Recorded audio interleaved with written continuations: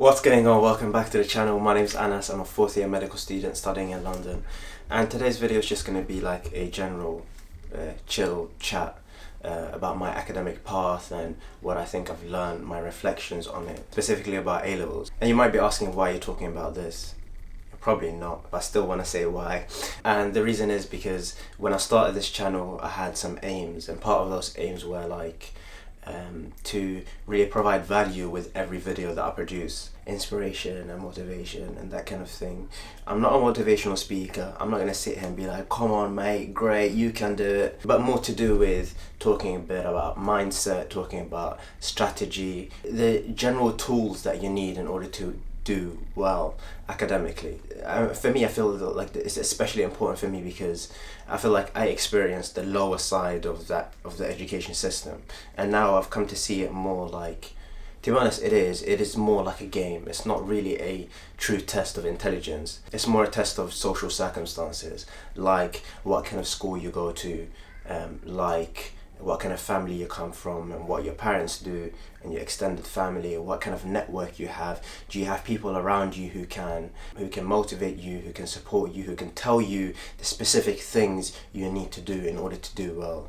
And sometimes it's also a test of how well your school is teaching you, and your classmates too. Sometimes it's not about you. And essentially what I want it to be is that when you watch my videos, like the 15-year-old, the 16-year-old or 17-year-old, and I'm here talking about medical school, how to get in, talking about medical school study tips, talking about what life is like in medical school, and you see all the other people in my videos too, and maybe you're that 15, 16-year-old who's like, you feel like you're stuck at home and you don't really know what to do. I want you to know that personally I didn't have those privileges and those things that predispose you to doing well. Like, I didn't have a good school, no extended family that were studying medicine specifically, not like a wealthy family or anything like that. So just to know that, you know what, you can get out of that situation. But before we get into that, there are two things I want to do. And number one is that I want to engage a lot more with you guys who are watching the videos. So in today's video, if you can comment, if you finished your A-levels actually, so if you finished your A-levels, then just comment below one or two things that you feel like really helped you do well in your A-levels, whatever A-levels you did. And perhaps someone else will then have a read of, maybe take on the tips that you've given. And number two is, if you find this video useful, or if you think it's useful, then maybe share it with someone else who's going to sit their A-levels in about 6 months time or 5 months time. Obviously you won't know if it's useful now until you've watched the rest of the video, but at the end of the video, if you think it's useful, then do share that. But let's get into the topic at hand. Actually, let's backtrack a little bit.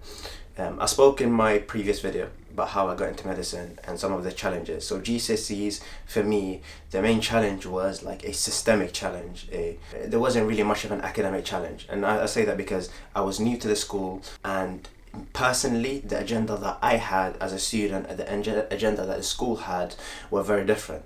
The school's agenda was, we need to get everyone to get their 5 A to C's, and we need the percentage in order to put it on that poster or whatever. And in general, they prefer that everyone goes in and gets their 5 C's than taking a risk. Then they can say 80% of our students made this grade. And I don't know if you remember, but at the time things were divided into like foundation and higher, and you could sit 2 papers. If you did foundation, then the highest grade you could get was a C. So they would prefer you to sit that foundation paper, get your C, then take a risk and not getting a grade at all. On the other hand, my agenda was, I'm not here to just get 5 C's. There are other things that I want to do. And so yeah, there was this kind of clash, right? So my time was spent trying to convince the teachers, trying to convince the school that, yeah, I need to be doing this and you guys want this, like, where do we match? But anyway, things went alright, and then I moved on to A-levels, and here is where all of the big mistakes happen, because GCSEs are not really, generally, not really that difficult in comparison to what's to come. Okay, GCSEs, the code is easy to crack. You just do a couple of past papers, the questions are pretty much identical every time, and there isn't that much variety at the time anyway. But A-levels, it's a bit more difficult, there's a bit more variety, right?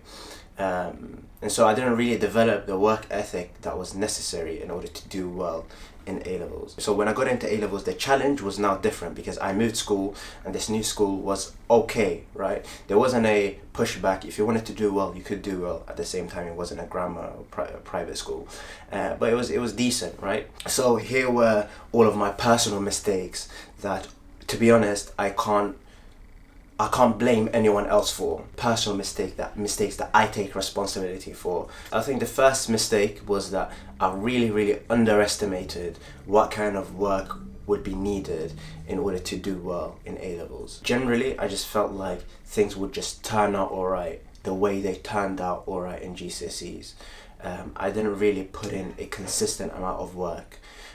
Most of the time, I would wait until like a couple of weeks before the exams, do some past papers, and then hope for the best. And things turned out okay anyway, but it wasn't like 3 A's or 3 A stars that I needed in order to go and do medicine. Reflecting back now, I would have rather put in small number of hours consistently every day than waiting a month before the exam and banging out like loads and loads of hours, or actually it wasn't even a month, it was like 2 weeks, and then working into the night and making myself feel like I'm working really hard. You know them ones when you're working into the night and you feel like, okay, you know what, I'm actually working hard, but in reality you really haven't done anything. It's just 2 weeks out of like 12 months. Yeah, there was just a lack of consistency. Maybe the learning point for you here is that you would rather overwork than underwork, man. Small amounts of consistent work is way better than one chunk of high intensity. The other thing I think working over the long term helps with is sometimes you just need content to process. Like what I found with coming into uni, for example. So say my exams are in January, right? I would start working in September or October, and I'll be working every day, maybe from 6 to 11 or something like that, or 6 to 12, and I feel like I'm not learning anything. 2 months go by, 3 months go by, and I'm 2 weeks before the exam and I still feel like things haven't clicked. And only the week before do all of the pieces of the puzzle just kind of come together. And it's almost like things have just been marinating in the brain. It's kind of doing the thing, and you just need information and understanding to really sink in. So I would say, and because I knew that I wasn't working hard enough, here comes the second mistake, and that is that I started looking into alternatives. Okay, I wanted to study medicine, but then I found that you can start studying abroad. You can go to Bulgaria, you can go to Romania, you can go to Poland, and over there they only want 3 C's, they want 3 E's, or you don't even need like really good A-levels in order to get in. And then for that reason, now I had an alternative that, okay, you know what, if things don't really go that well in A-levels, then I can just go on and do that. And the issue with that is, yeah, it's true that in life, right, there's always second chances. If things don't go well, there's always a second and a third chance.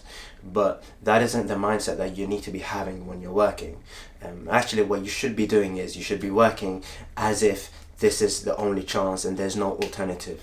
And only when you've worked in that way, as if that is the only chance, and you still haven't made it, in order to kind of console yourself, you tell yourself, okay, there is other ways, there are other avenues in order to do the thing that you want to do.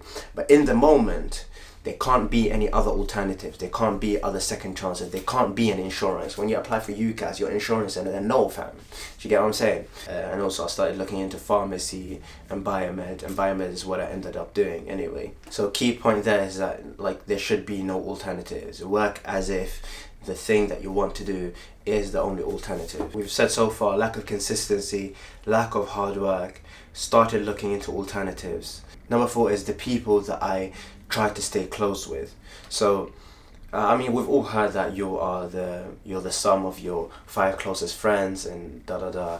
I think at that age, when you're like 15, you're 16, you're 17, you're gonna find it very difficult to be different from your group, right? If you're in a group of 6, then you're just going to be like everyone else, especially at that age where you're just trying to fit in, right? And you're going to find it difficult to be the odd one out. When everyone else is not working, you're probably not going to work because that will make you the odd one out.